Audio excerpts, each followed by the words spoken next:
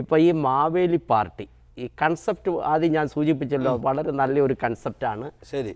നമ്മുടെ മാവേലി മഹാരാജാവിനെ സ്നേഹിക്കാത്ത ഒരു മലയാളിയും ഉണ്ടെന്ന് എനിക്ക് തോന്നുന്നില്ല. അപ്പോൾ അദ്ദേഹത്തിൻ്റെ ആ മഹാനായ ചക്രവർത്തിയുടെ നാമധേയത്തിൽ ഇപ്രകാരം ഒരു രാഷ്ട്രീയ പാർട്ടി അത് ടേക്ക് ഓഫ് ചെയ്താൽ വളരെ സന്തോഷം. അപ്പോൾ അതിനായിട്ട് വാളണ്ടിയേഴ്സ്, ആ പാർട്ടിയോട് താല്പര്യമുള്ള മലയാളികൾ, ലോകമെമ്പാടുമുള്ള മലയാളി, കേരളത്തിലുള്ള മലയാളി മാത്രമല്ലല്ലോ, ഇപ്പോൾ വിദേശ മലയാളികൾ, പ്രവാസ മലയാളികൾ, ആർക്കും ഓണം കൊണ്ടാടുന്ന എല്ലാ മലയാളിക്കും ഈ മാവേലി പാർട്ടിയിൽ ചേരാം, അംഗത്വം എടുക്കാം. ഫ്രീ ആണ്, ഫ്രീ അംഗത്വം, ഫീസൊന്നുമില്ല, ഒരു ഫീസും ഇല്ല. ഇപ്പോൾ ഈ മാവേലി പാർട്ടിയുടെ ഒരു രൂപീകരണത്തിൻ്റെ പ്രാരംഭഘട്ടമാണ്. ഈ പ്രാരംഭഘട്ടത്തിൽ ലോകമെമ്പാടുമുള്ള മലയാളിക്ക് ഈ പാർട്ടിയിൽ ചേരാം, പ്രവർത്തിക്കാം. അപ്പോൾ പൂർണ്ണമായും ജനാധിപത്യ രീതിയിൽ കെട്ടിപ്പടുക്കാൻ ഉദ്ദേശിക്കുന്ന ഒരു പാർട്ടി ആയിരിക്കും ഇത്. That is right. ഓക്കെ. ഇത് അപ്പോൾ എനിക്ക് ഈ പാർട്ടിയിലൊന്ന് ചേരണമെങ്കിൽ എന്നെ മാതിരി ആയിരക്കണക്കിന് കോടിക്കണക്കിന് ആളുകൾ ഈ പാർട്ടി ചേരണം, എന്താ ചെയ്യേണ്ടത്? അടുത്ത ഓണത്തിന് ആരെല്ലാം ഓണം കൊണ്ടാടുന്നു അവരെല്ലാം മാവേലി പാർട്ടിയുടെ അംഗങ്ങളായി ചേരുന്നതിൽ എനിക്കൊരു വിരോധവും ഇല്ല.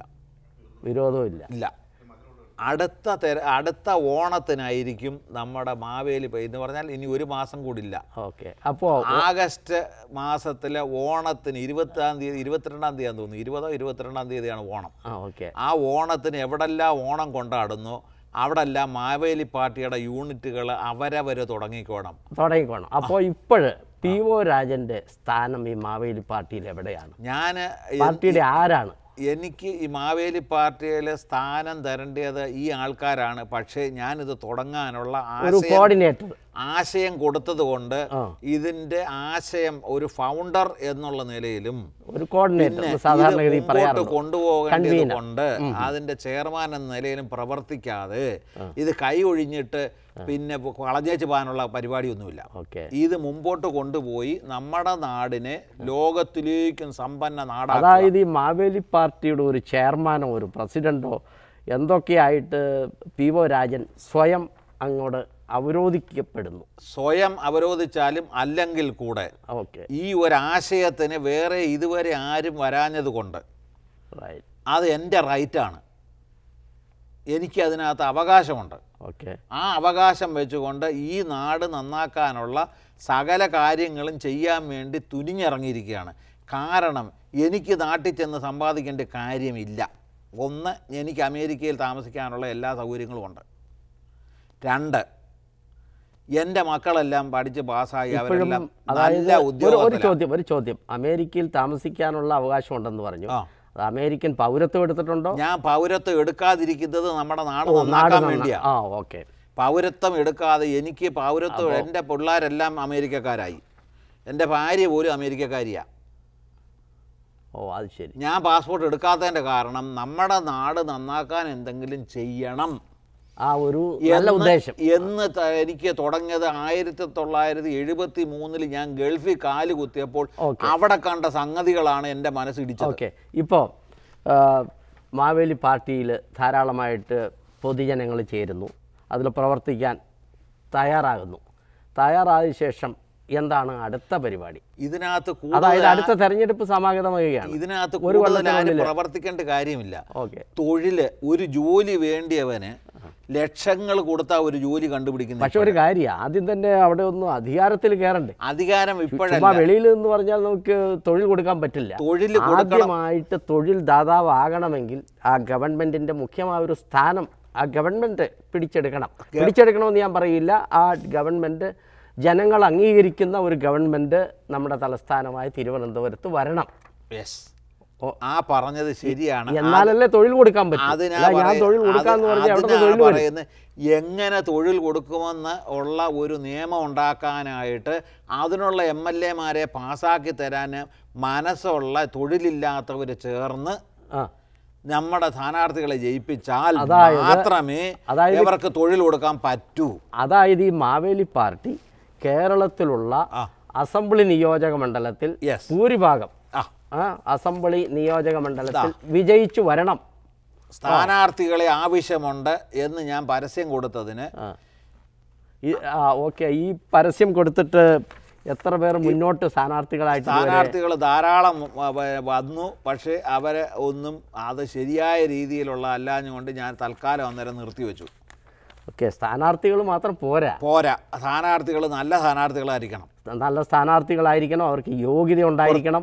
പ്രത്യേകിച്ച് പിന്നെ പ്രവാസികളായിട്ട് നാട്ടിൽ പോയവരോ അവരുടെ പിന്നിൽ പ്രവർത്തിക്കാൻ സന്നദ്ധരായ ആൾക്കാരുണ്ടായിരിക്കണം. ഒന്നും പ്രവർത്തിക്കേണ്ട, ഇതിനകത്തൊന്നും വലിയ കാര്യമൊന്നുമില്ല, വലിയ പ്രവർത്തനവും വേണ്ട.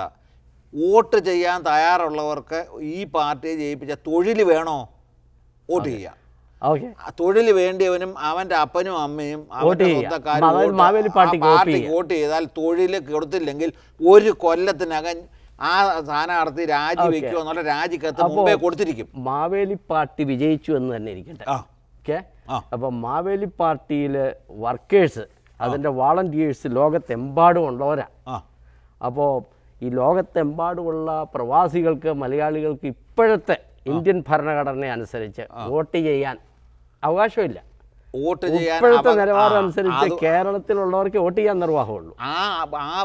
അപ്പോൾ കേരളത്തിലുള്ള ജനങ്ങളുടെ വോട്ടാണ് മാവേലി പാർട്ടിക്ക് മുഖ്യമായ ആവശ്യം.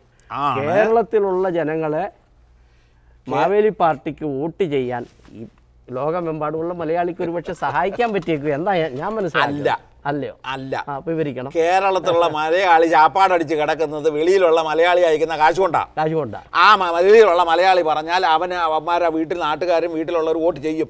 അതാ ഞാൻ അതുകൊണ്ട് പ്രവാസി മലയാളികൾ പറയണം, നാട്ടിലുള്ളവരോട് പറയണം ഇന്ന ആർക്ക് വോട്ട് ചെയ്യണമെന്ന്.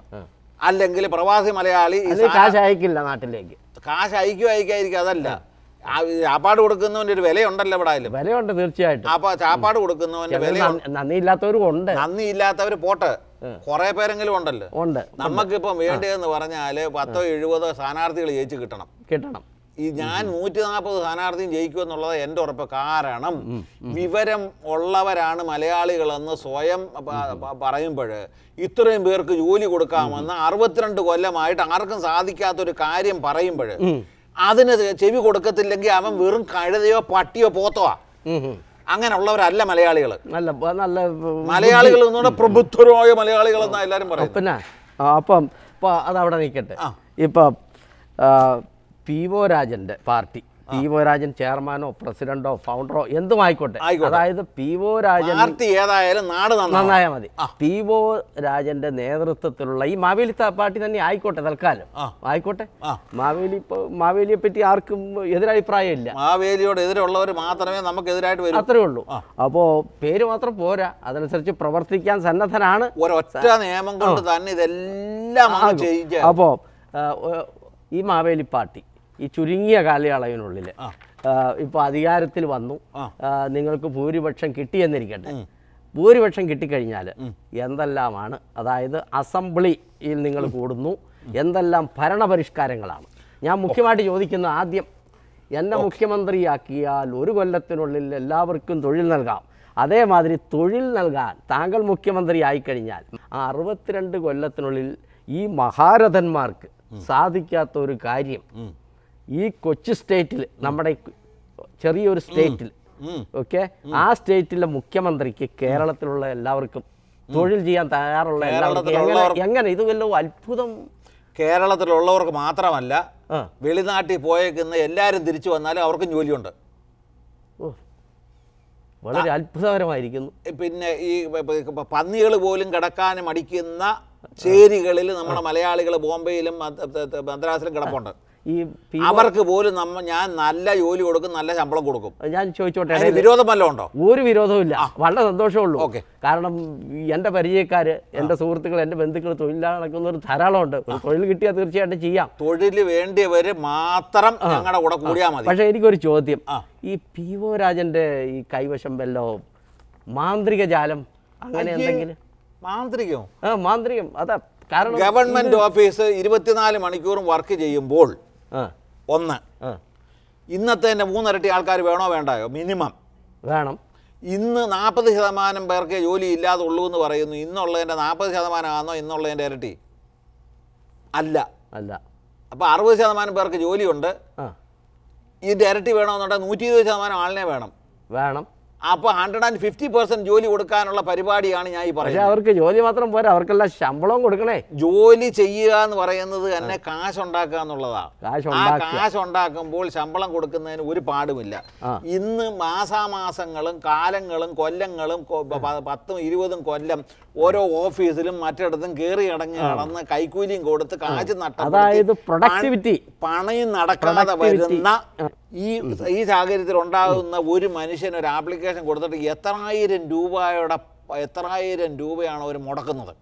അതായത് വേസ്റ്റ് ആകുന്നത്. ഒന്ന് സമയം നഷ്ടം, പണം നഷ്ടം, പിന്നെ നാണക്കേട്, പിന്നെ കയറി ഇറങ്ങി നടക്കുന്നത്, പിന്നെ കൈക്കൂലി കൊടുക്കുന്നത്, ഇതെല്ലാം കൂടെ കൂട്ടുമ്പോൾ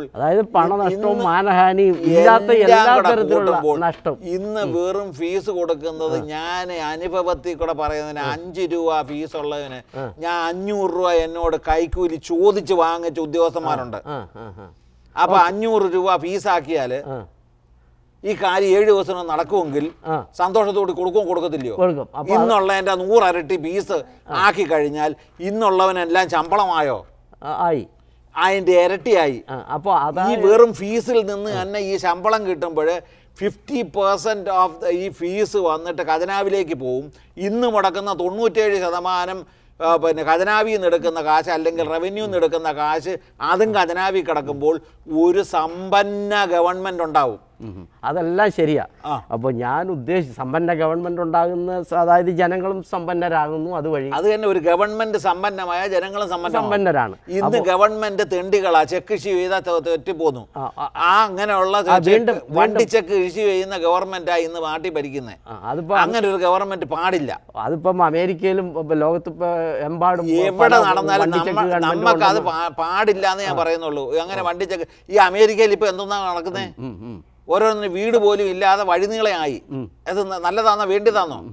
അത് വേണ്ടിയതല്ല. ഞാൻ എല്ലാവർക്കും ജോലി കൊടുക്കും, എല്ലാവർക്കും നീതി, ഇൻസ്റ്റന്റ് നീതി കൊടുക്കും, എല്ലാവർക്കും വീട് കൊടുക്കും, എല്ലാവർക്കും വിദ്യാഭ്യാസം കൊടുക്കും, വിദ്യാഭ്യാസത്തിന് വേണ്ട എല്ലാ സൗകര്യങ്ങളും കൊടുക്കും. ഇഷ്ടം പോലെ അവർക്ക് പിന്നെ എന്ത് പ്രശ്നമുണ്ടായാലും അല്ലെങ്കിൽ ആരോഗ്യ സംരക്ഷണം പൂർണ്ണമായും ഫ്രീ ആയിട്ട് കൊടുക്കും. അതാണല്ലോ മാവേലി നാടെന്ന് പറയുന്നത്. അത് തന്നെ. ഇതൊക്കെ ചെയ്യുന്നതിൽ വിരോധം ആർക്കെങ്കിലും ഉണ്ടോയെന്ന് ഞാൻ ചോദിക്കുന്നുള്ളൂ.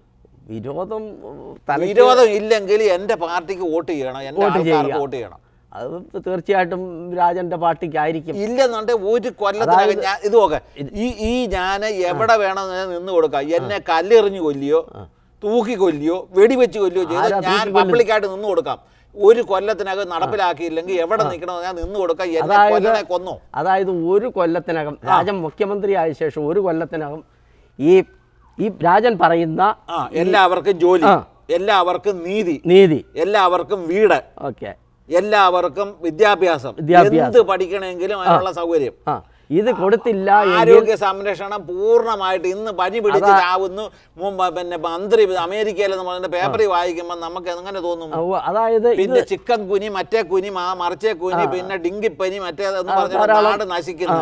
ഈ അതൊന്നും ഉണ്ടാവാതെ പൂർണ്ണ ആരോഗ്യത്തോടു കൂടി മാവേലിയുടെ സമത്വ സുന്ദരമായ ഒരു കേരളം വീണ്ടും ഇവിടെ സമാഗതമാകുന്നു. ഈ ഒരു കൊല്ലത്തിനുള്ളിൽ രാജൻ ഇത് നടപ്പിലാക്കിയില്ലെങ്കിൽ എന്ത് ശിക്ഷണം നടപടി? ഇല്ലെങ്കിൽ എന്നെ വെടിവെച്ച് കൊല്ലിയോ, തല്ലിക്കൊല്ലിയോ, കല്ലെറിഞ്ഞു കൊല്ലിയോ, നിങ്ങൾക്ക് എന്ത് വേണേലും ചെയ്യാം. അപ്പോൾ താങ്കളുടെ കൂടെയുള്ള മറ്റ് മന്ത്രിമാരോ മറ്റുള്ളവരെ ആരും വേണ്ട, അവരൊക്കെ അന്ന് രാജിവെച്ച് അവർ ഒഴിഞ്ഞു, ബാക്കിയുള്ളവർ ഭരിച്ചോട്ടെ. ശിക്ഷ രാജന് മാത്രം. ഞാനല്ലേ ഇത് തുടങ്ങി വെച്ചത്. എന്നെ ശിക്ഷിച്ചോട്ടെ, ബാക്കിയുള്ളവരെ ഒന്നും ചെയ്യേണ്ട, അവർ രാജിവെച്ച് അവരോട് ക്ഷമിക്കുക. ജനങ്ങൾ ക്ഷമിക്കേണ്ട കാര്യമൊന്നുമില്ല. ഇത് നടപ്പിലായില്ലെങ്കിലല്ലേ അവർ ക്ഷമിക്കുകയോ കല്ലെറിയോ വേണ്ടേ? ഇത് നടപ്പിലാവുമെന്നാ പറയുന്നത്.